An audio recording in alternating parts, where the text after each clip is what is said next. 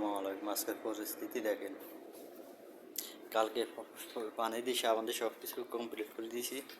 স্নান বিকেলে ভালো দিয়েছি, কিন্তু ইয়া করো কি কি ইয়ে করে, খানার থেকে নষ্ট করে বেশি ভাই। এই দেশে খানা থেকে নষ্ট করে বেশি।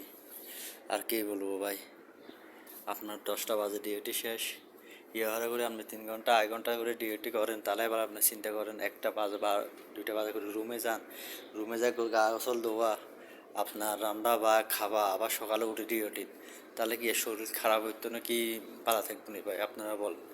আজকে 1 সপ্তাহ আমার লগে শুরু করতেছি, আপনার 2 ঘন্টা ডিউটি বেশি গরম লাগে। তো ওই আমি বলে দিছি, আমি আলাল তো না হাইতাম নয়, একদিন পরে একদিন হইলে হারুম। কারণ এটা আমার মালিকের কাম না, এটা মালিকের লোকের কাম।